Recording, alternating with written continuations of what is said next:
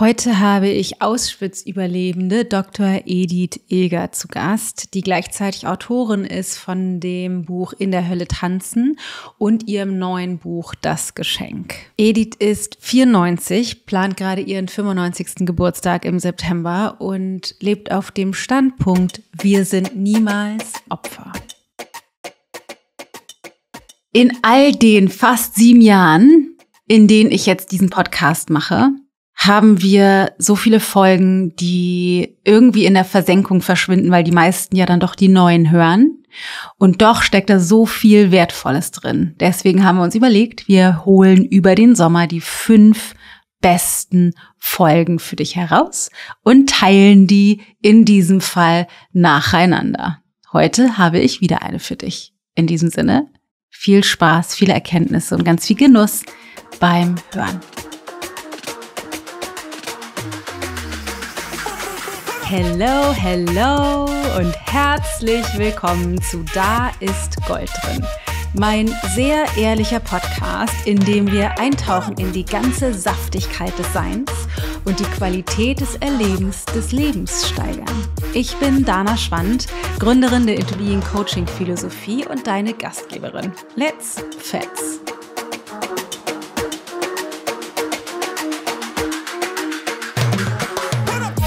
Ich freue mich so unglaublich, heute dieses Interview mit dir teilen zu dürfen. Dr. Edith Eger hat das Buch In der Hölle tanzen oder The Choice geschrieben. Und das ist für mich eines der wichtigsten Bücher überhaupt, was ich jemals gelesen habe. Sie wurde mit 16 Jahren 1944 aus ihrem Heimatland Ungarn nach Auschwitz verschleppt und hat dort ihre Mutter und ihren Vater im Konzentrationslager in der Gaskammer verloren, musste vor Josef Mengele um ihr Leben tanzen und hat mit ihrer Schwester Magda, die gerade vor einiger Zeit 100 geworden ist, diese Hölle durchlebt und gehört tatsächlich zu den wenigen, die Auschwitz überlebt haben, und hat ein unfassbares Buch geschrieben, ein unglaubliches Leben geführt, hat ihren Mann irgendwann kennengelernt, hat 2 Kinder gekriegt, ist nach Amerika ausgewandert, hat dort mit über 40 angefangen, Psychologie zu studieren, und ist mittlerweile arbeitet sie als Psychotherapeutin, hat viel mit Veteranen gearbeitet, mit traumatisierten Menschen und einen unglaublichen Unterschied gemacht bisher schon auf dieser Welt und noch immer strahlt vor Kraft und Selbstverantwortlichkeit und Lebensfreude. Es ist wirklich beeindruckend. Also liest auf jeden Fall das Buch The Choice oder In der Hölle tanzen. Ihr neues Buch ist sozusagen das Follow-up davon. Das Geschenk heißt das. 12 Lektionen für ein besseres Leben, wo sie ihre Geschichte greifbarer macht, beziehungsweise umsetzbar. Also hat 12 Lektionen extrahiert aus ihrer Geschichte. Weil In der Hölle tanzen erzählt sie einerseits ihre Geschichte und gleichzeitig aus ihrer Erfahrung als Psychotherapeutin in der Praxis. Unglaublich. Und ich hatte das unglaubliche Privileg, diese Frau zu interviewen. Das Interview ist auf Englisch, falls du Schwierigkeiten hast, damit zuzuhören. Sie hat einen relativ starken Akzent, weil sie aus Ungarn kommt. Kannst du dir das Ganze auch auf YouTube anschauen. Da kannst du dann den Übersetzungsmodus einstellen. Jetzt erstmal viel Spaß. Welcome and thank you so much for your time. I was so called to get to interview you because I read all your books, of course, but also because in the past years, I have dove in more into my history of what has happened in my family. And my mom actually, like, her parents flew as Jews from Germany when they were kids, like around the time you were in Auschwitz, when they were 14, 15, 16. And my dad's side, actually, his dad, like my grandfather, was in the war for Germany and Russia. So what is coming to me that there's just so much trauma and fear and guilt accumulated, not only in my personal story, but like I can see it now everywhere in Germany. So I just would love to bring your voice, your healing voice to my people. So some to unite. Yes, something to unite. So my first question is there a way, before we dive into your story, is there a way to actually heal from these types of horrific trauma?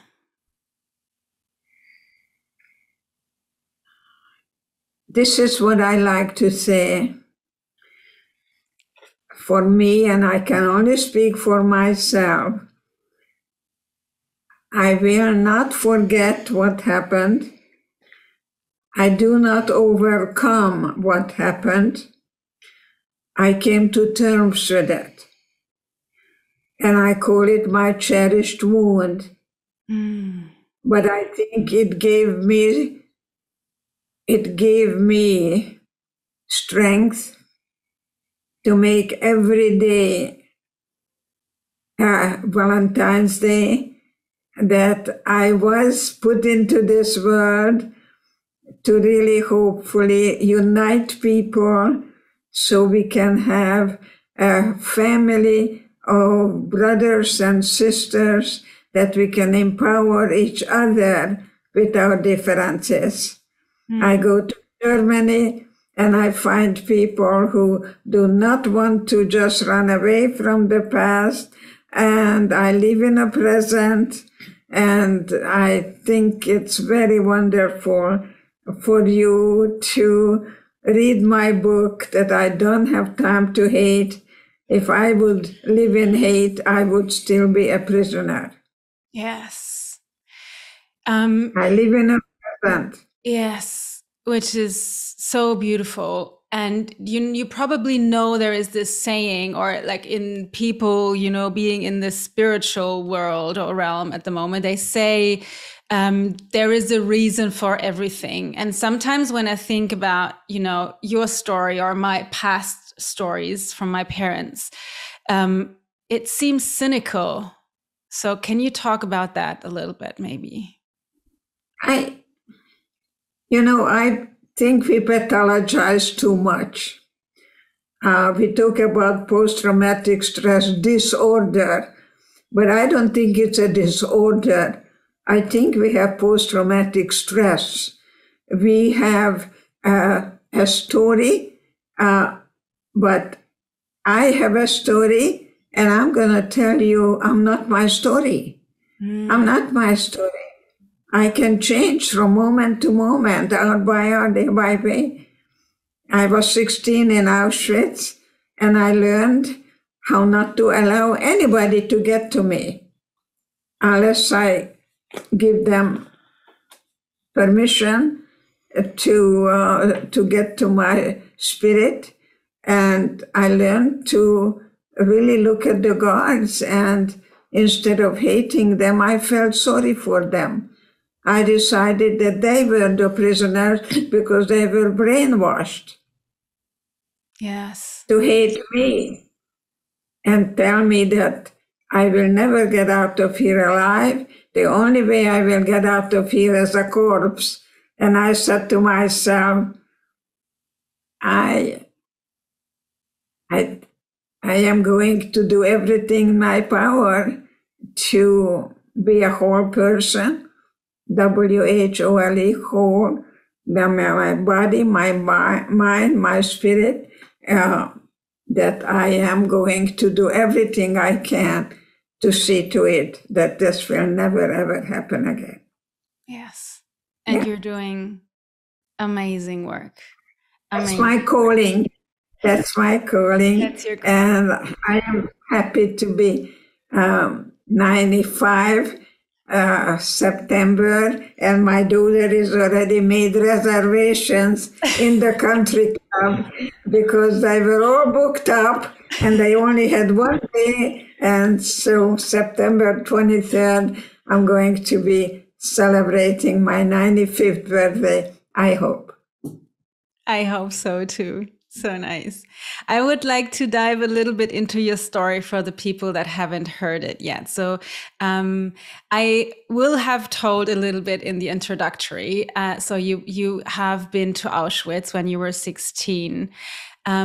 One thing is, like one thing I was wondering when I was reading your story is, when was the moment that you actually realized what was happening? Because there was all these incidents that happened. You were on the train and with your sister and arriving, but when was the moment you realized what was going to happen to you? I hear myself right now when I asked, does anyone know that I'm here? I felt I was just thrown out of the nest, that maybe I did something wrong. And I wondered, does anyone know that there is an Auschwitz? And when will I see my mother? Because I was told that she's burning in the oven. And yet I still wanted to somehow have hope. And I never gave up hope that this is temporary. And I'm going to tell people what happens when good people do bad things. You know, the Nazis were beautiful children, I'm sure. You know, you're not born to hate or judge other people. We learn it. Yeah. Yes, so I'm glad that you are interviewing me, because you know a great deal about families and family dynamics. We have a whole family within us. There is a little girl in you that is crying, and that little girl wants a good mommy, and you show up for that little girl. Yes. And tell that little girl, I'm never going to leave you. I'm going to take care of you as long as I live. You are safe with me. And I hope that you talk to yourself, because the way you talk to yourself changes your whole body chemistry. The way you think can change your whole life. And so I think I'm going to die happy. Yes, I hope I will die happy too. It's just so beautiful to see your smiling face, and I keep thinking, I was reading in your books that I think it was in the second book that you wrote somewhere, I dye my hair, and I'm not gonna dye it 2 colors, not 3 colors, but I'm gonna dye it with 4 different colors just for the joy of it. Yes, you know, I don't know if you have that card. That was my happy holiday card that I'm holding. I have 7 great-grandsons, and that is, you know, my revenge. Revenge is not really giving you, maybe temporary, gives you a little satisfaction, but the idea of forgiveness has a great deal to do with how I decide to be a good role model, that children will look at me and say, when I'm 94, I'm not going to sit around and wait till I'm going to be busy, and I'm going to be a wonderful, wonderful role model. You know, children don't do what we say, they do what they see. Yes. So the best thing for children is a happy marriage. Happy marriage, that you don't yell. I remember my mother was yelling a lot, especially when my sister Magda would go out with boys and come home late and things like that. And the 2 of them were just not really sitting down and have a good conversation. Yeah. Sometimes people think when they are yelling that, you know, you're going to be more effective. I don't think so. No, I can see that with my kids. It's definitely not more effective. How old are your kids? 10 and 14. I have a girl, she's 10, and a boy, he's 14. Yes. Wow. Yes. Very happy It's a family. 10-year-old, very, very mature. Yes. Yes. Very happy family. Tell me more about the time after you were released from the Nazis, because in like this very naive way of thinking, I think one would think, okay, so you're released and then you're happy ever after, but your story is so different and so touching. So maybe you can tell me a little bit more what started to happen to you after you were released in Gunskirchen in 1945. I understand that I'm going to be at a conference with a doctor that I really, really admire. His name is Dr. Seligman, and he talks about what he calls learned helplessness.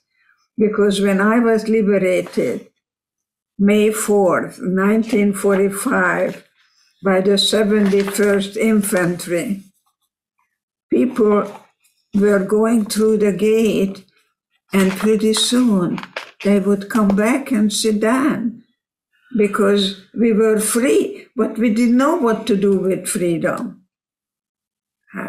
The other thing is Erich Fromm, who wrote the book Escape from Freedom. Freedom really requires responsibility. But when you're brainwashed, you really don't know what now. So people would go through the gate. I was too ill to walk. I was kind of crawling. Actually, I was among the dead, and a man held my hand, and I looked up and I saw tears in the eyes and M&Ms in a hand. Yes. And then you were released. And then I was waiting for my parents to come back. And they did not come back.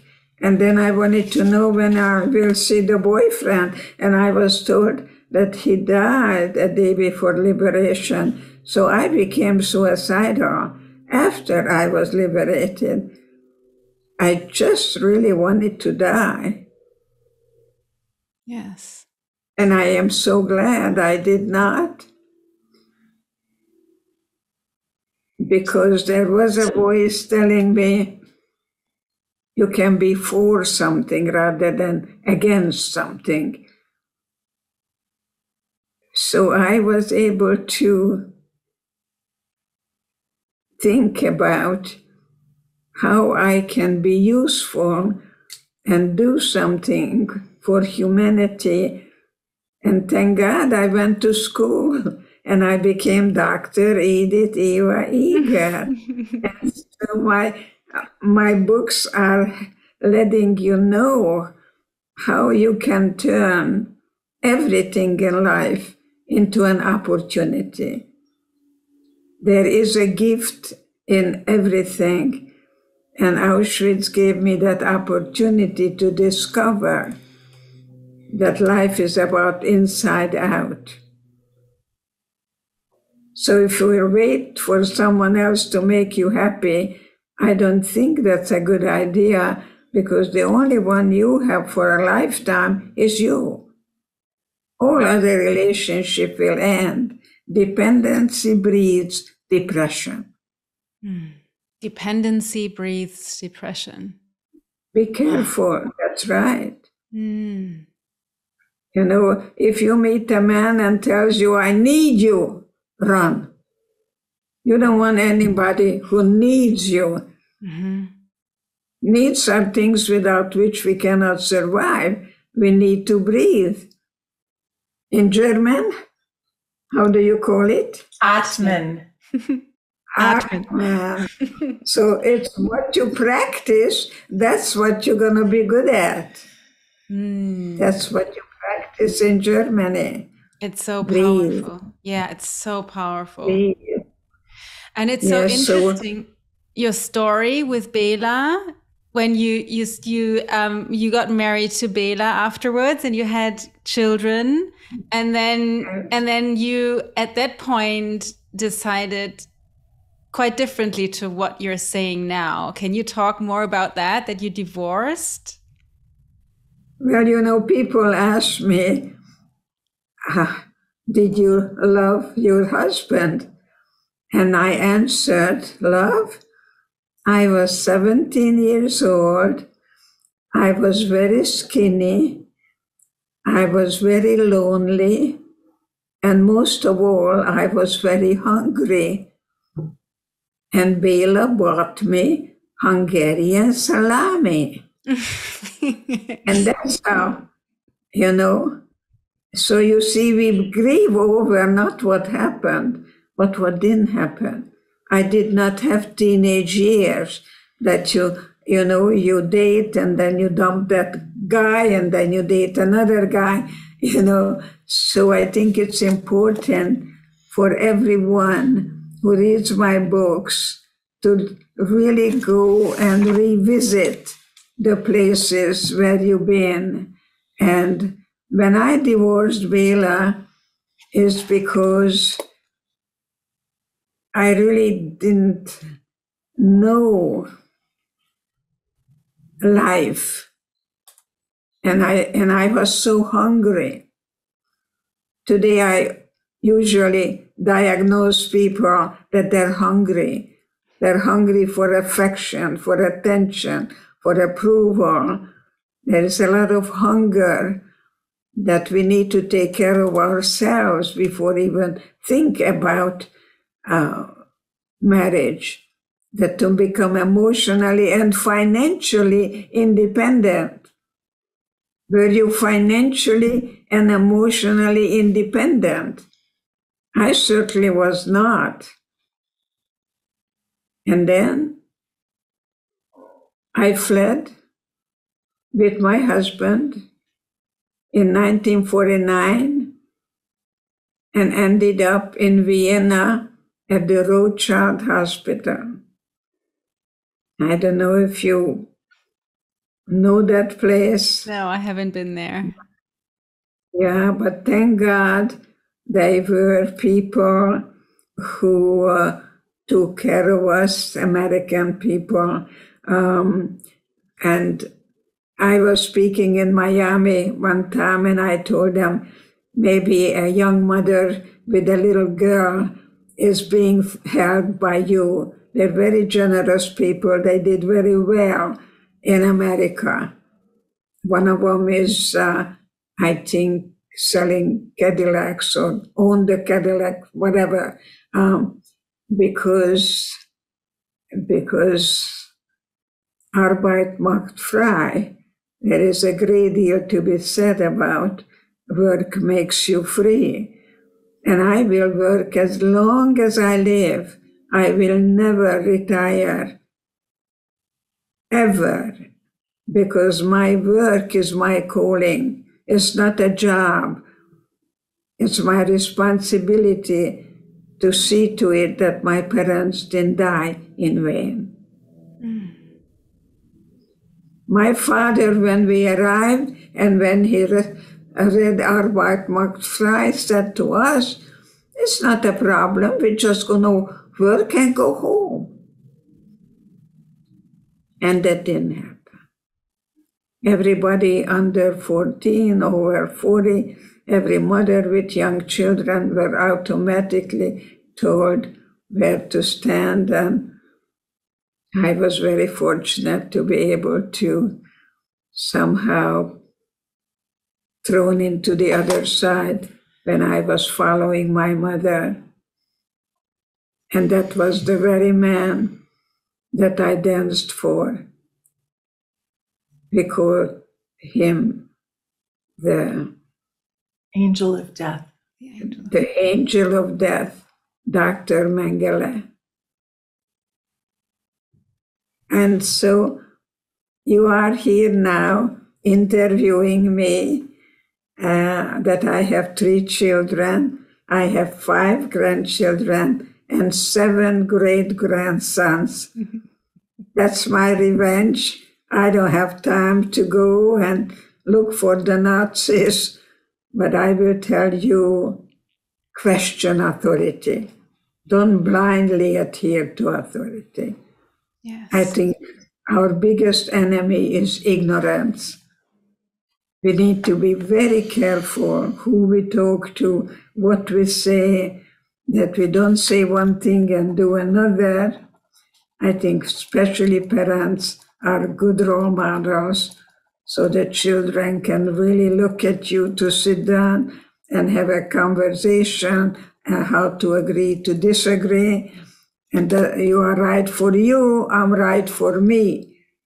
But I cannot be right for you, and you cannot be right for me. How do you balance the questioning of authority with trust? Because I can see in Germany, especially now in pandemic times, and vaccination, not vaccination, there's a lot of questioning of authority.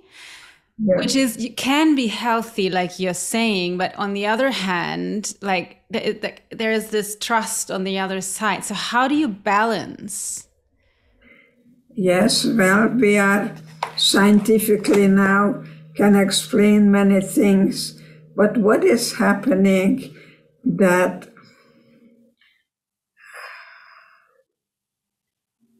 we have a tendency to take something from generation to generation to generation. I was in Switzerland and I had my daughter with me, and she's going to be, she's a life coach now, but she's training to be an executive coach. A coach with people who coaching leadership. Mm-hmm. So he discovered that his grandfather was a Nazi somewhere in the attics. And now he's lecturing with my daughter, who is a daughter of an Auschwitz survivor, and it's amazing. It's amazing how that guy just didn't know what to do with that information. And I told him, you don't know what you have done under the circumstances, so don't judge. Don't judge your grandfather, because children are very impressionable. And when you hear Heute Deutschland und morgen die ganze Welt, it's very impressionable for a child that I'm going to take over the world. And I heard that when they took my blood in Auschwitz, and I spoke German quite fluently those days. I asked him, why are you taking my blood? And he said, to aid the German soldiers so we can win the war and take over the world, die ganze Welt.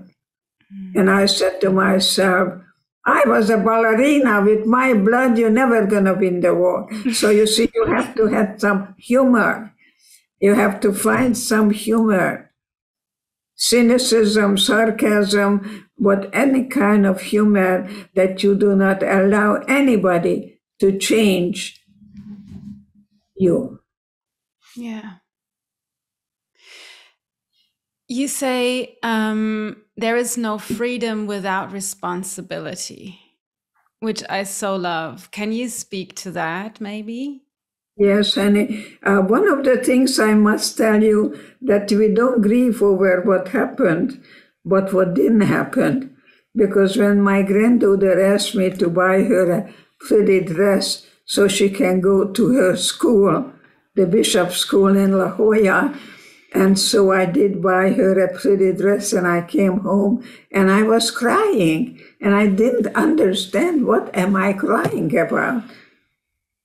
And then I realized I'm not crying because I bought a Larry, Laura Ashley original dress, a black velvet dress.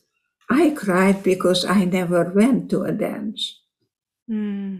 So don't lie to yourself, because each of us carry messages within us. My mother told me, I'm glad you have brains because you have no looks, because I had two beautiful sisters and I was cross-eyed, and it didn't hurt me because I became very, very learned. I had my own book club, and, I'm Dr. Eger now. So it's not what happens, it's what you do with it. I don't have anger to carry with me. You see, we either vent anger, and some people just blame. And while you blame, you're still a child. Children blame. But there is no freedom without responsibility. Freedom without responsibility is anarchy. So that's why, as a child, when I ask, why do you do that? And the child would say, because I feel like it. Children don't care about responsibility, but as an adult, you still would like to do that, but you're not going to unless it is in your best interest. So, when you are a child, you sit in the back of the car and you do whatever you do, messing around while somebody is driving the car. But now you face the question, do I want to be the driven or do I want to be the driver? Yeah, because I will then see to it that I live a life of an adult and have an adult conversation rather than being a dictator. You can be a knowledgeable leader, because children don't do what we say, they do what they see. So you're going to come home tonight and tell your husband, I want to have a love affair and I want to have it with you. Ooh. Yeah. Yes. Is she going to come bad or what? Yes. Yeah. It's so true. It's so true. And I love how you, in your second book, how you write about also that there is only, how do you say that? You said something like the fight starts with two people, but it can be ended by one, similar to that? It takes two people to fight and one to stop. Yes. It's a win-win solution. As long as you stay with I feel, I think, I would like, and I'm willing. Because in order to able to sit down, you must learn how you can change. If you change, you don't grow. I studied Latin, and my Latin teacher said, tempora mutantur et nos mutamur in illis. Times are changing, and we are changing with the times. Times are changing, and we are changing with the time. Say, I'm not the same as I was when I divorced my husband. Actually, it had nothing to do with him, and I didn't go back to him. I had a new beginning. Say more. Yes. Yeah, it's a very different way not going back. You just learn from it. Otherwise, you may repeat it again. Yeah, and I think that's the best thing I could do, because I stopped being someone who may not really knew how to take full responsibility for my thinking, my feeling, and my behavior. And that is called grief. See, in therapy, we are grieving, feeling, and healing. You cannot heal what you don't feel. See, what comes out of your body doesn't make you ill. What stays in there does. Ooh, so you can't heal what you're not willing to feel. What you're not feeling. Yeah. Yeah, that's why crying is very good for you. What comes out of your body doesn't make you ill. See, I came to America. I didn't speak a word of English. I just wanted to be a Yankee Doodle dandy. But I had a 16-year-old girl in me. So I was not good as a psychologist, especially with the Vietnam veterans, because I ran away from my past and they helped me to go back to Auschwitz. Look at the lion in the face, acclaim my innocence, assign the shame and guilt to the perpetrator, and begin to forgive myself that I survived. Because when I graduated with honors, I didn't show up for my graduation. I didn't give myself permission to even think that I deserve it. All I could think of that they are dead and I don't deserve. And that's not really good thinking. I think if you go and do something and you feel good about it, come up with a reward system. Maybe you can put a little money in a jar. You know, Jewish people have something called pushka. You know, they put money in that jar and they give it to charity. And you can do it too, and go and buy yourself a beautiful scarf. And I just got this wonderful scarf. It's beautiful. From a lady whose mother was in Auschwitz. And she was in Auschwitz in 1941. I arrived in 1944. I was part of the Eichmann final solution. When 15 highly educated people celebrated in the evening that they can put 30,000 Jews in the oven without gassing them. 15 highly educated people, not the other people. These are educated people, brainwashed totally. I think it's very important to, point out that genocide is among us, even among us now, but never in a history of mankind, such a scientific and such a happening that it's not comparable. So that's why it's very important to see to it that your children learn how to think, not what to think. So they learn how to think, not what to think. One more thing with that when you are about to say something, tell your children, ask yourself, is it important? Is it necessary? And most of all, is it kind? What is German kind?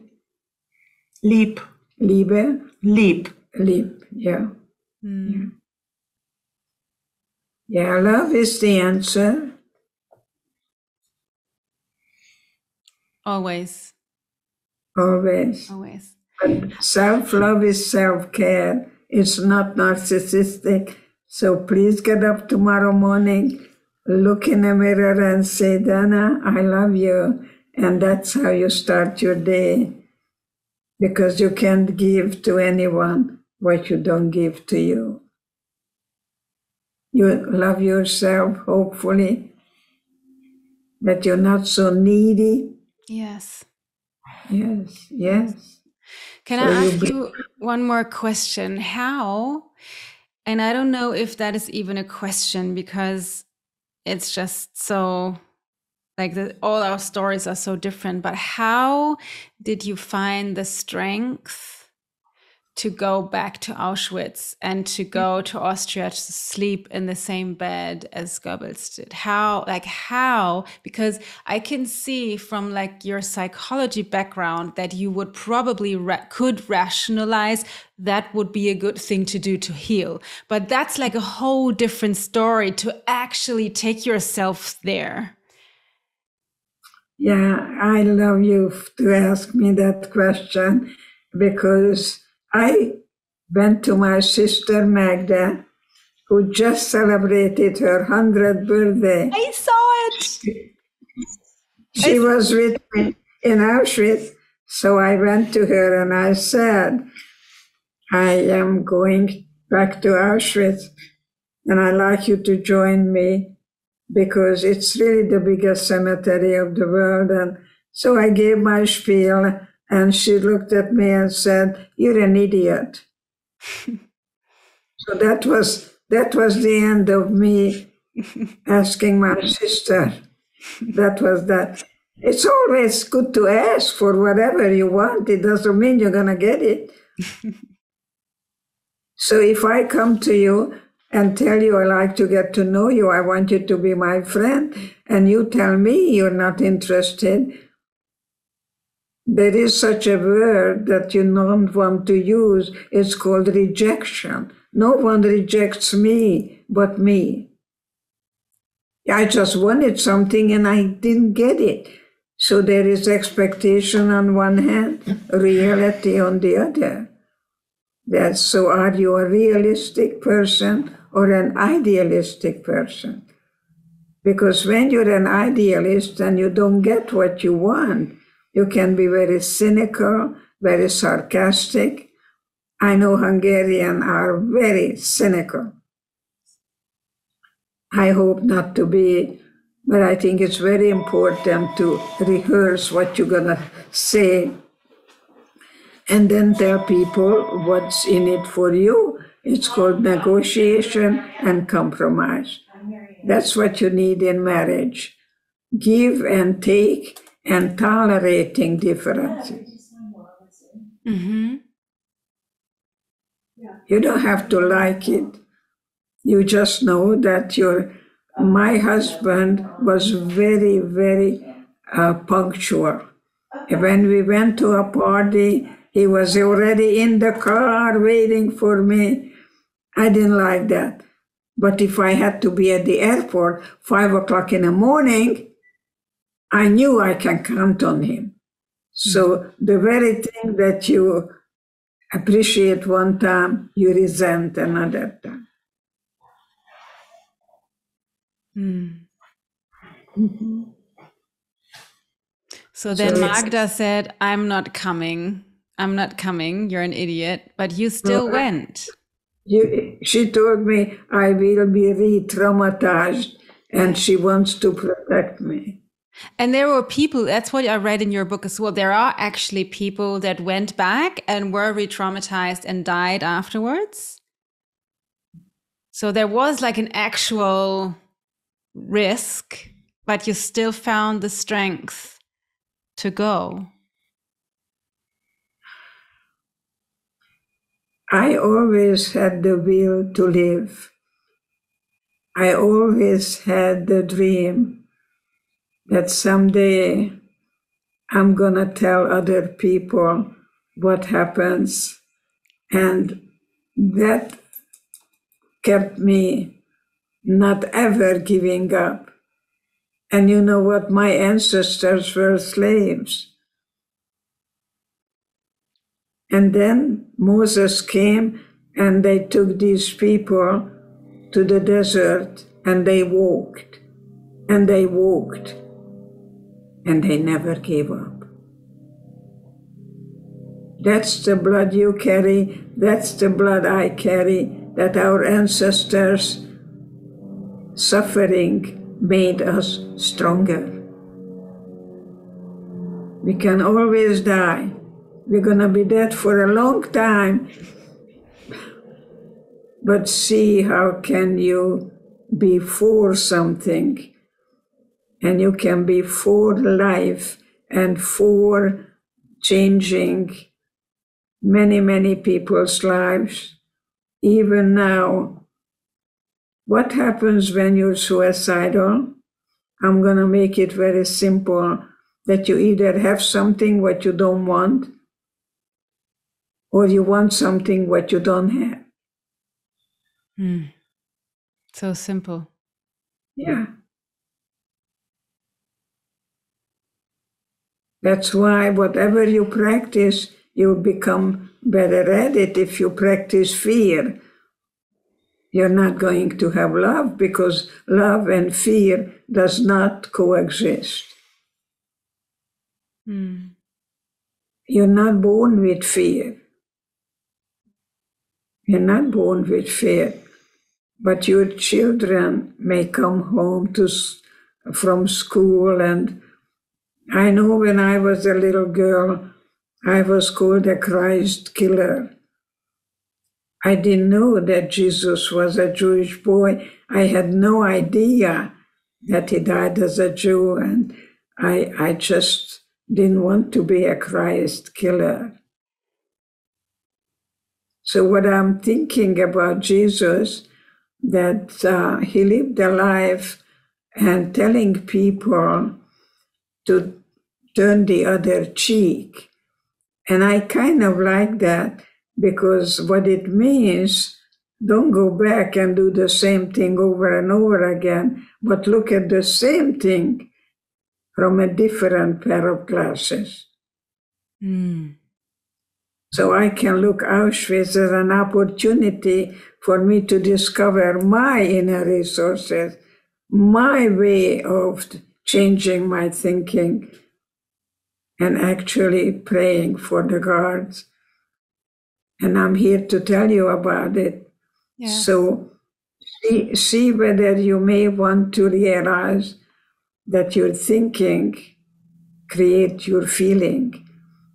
It's very hard. Just think about your thinking and pay attention what you're paying attention to. Like having an arrow, that's a good thing, to have an arrow that you follow. I usually tell people that I came on Bremenhaven to New York on a ship called the General Hound or something. It's for people who are displaced. And when it came through England, there was a big storm, and I saw the ship going away. But then we came back, because we didn't go to China, we had to go to New York. So I think it's good for everyone in life, especially in midlife. You don't have a crisis, you have a transition. You don't have your period, but who wants it anyway? You can't have any babies, that's fine. That's fine. Yeah. And it's transition, no crisis, no problem. It's a challenge. Yeah. You don't have a problem, you have a challenge. You don't have a crisis, you have a transition. The way you think, Yeah. The way that's you look how at you're it. going. Yeah. And if someone like you with your story and your background is able to to actually train yourself to have that transition, like to look at it differently and to train your mind to look at it in a different way, then I think most of us should be able to do that. Yeah. He also said, love thy neighbor as thyself. Yeah. I think that is a great, brilliant way to think, because if you don't love yourself, why should I? Yeah. It's very, very important to really do something. Yeah. And do the healing work, like you said, like love yourself, because hurt people. So healed people heal people. That's what you can see in yourself. It's very important. Selfish people don't like themselves, really, if you look at it deeply. Yeah. And don't try to be like anyone else. You can just be the one of a kind you. There'll never be another you. That is exciting. So now, how you turn anxiety into excitement. I love that. That would be a great place to finish. But I have one more very important question. So I feel there is still a lot of like hatred and grief and hurt and trauma amongst Germany, like just from the history. There is in all of the world, but for me at the moment, looking just at Germany, and from your perspective, is there anything you would want to say or say to every single German person? If you could talk to every single German person, what would you say? I think it's always good to put together 3 generations, the grandparents, the parents, the children, and exchange philosophies and see how they can agree to disagree. Oh, how they can agree to disagree. I was liberated by the Americans, and I fell in love with the music. I learned how to do the boogie woogie. Young people call it supermarket music, whatever it is, but I like that supermarket music, elevator music. I like the big band. I think it's very important to respect each other and stop criticizing, to be for something. And that's why God gave us 2 ears and 1 mouth, so we talk less and listen more. That's important. So good. So good. Dr. Edith Eger, thank you so much. Thank you so much for your time, your beautiful smile, your wonderful 4-colored hair. Thank you so much for your books. I cried and cried and cried. I read and reread, and I'm going to gift them to everybody. It's just so wonderful to have your words. And for me, the opportunity, since my grandparents are dead already, to have the possibility to talk to you. Thank you so much. I want to come to Germany. Yes. And I want a Wiener Schnitzel. Yes. Come and we'll meet up. And I want some strudel. Those 2. Okay? Thank you and so much. And when you come here, I'm going to make you Hungarian chicken paprika. Oh, yes. I'd love that. Thank you so much. Let's exchange some food. Grüß Gott. Grüß Gott. Thank you. Cheers. Thank you so much. Cheers. Thank you. Was für eine Frau. Was für eine unglaublich inspirierende Frau. Ich bin wirklich immer noch zutiefst dankbar, dieses Gespräch geführt zu haben und das Privileg gehabt zu haben, mit einem Menschen, einer Frau zu sprechen, die Auschwitz überlebt hat. Für mich ist es wirklich besonders, insbesondere wegen meinem Background, von dem ich auch erzählt habe.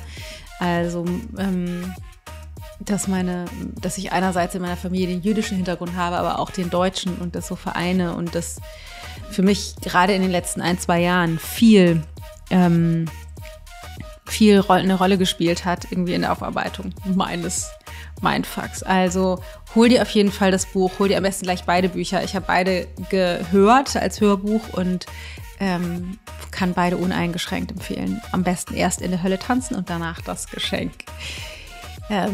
Falls du irgendjemanden kennst, für den das relevant oder spannend sein könnte, leite die Folge unbedingt weiter, teile sie super gerne und lass mir auch gerne ein Feedback da auf Spotify, da geht das glaube ich gar nicht, da kann man nur Sterne verteilen, da würde ich mich auch drüber freuen, auf iTunes oder gerne auch auf Instagram würde ich von dir hören. Da ist glaube ich eine ganze Menge Heilung möglich. In diesem Sinne, hab eine gute Zeit, pass auf dich auf und ich hoffe, dass du da tiefer einsteigst in diese Wahnsinnslektüre von Dr. Eger. Deine Dana.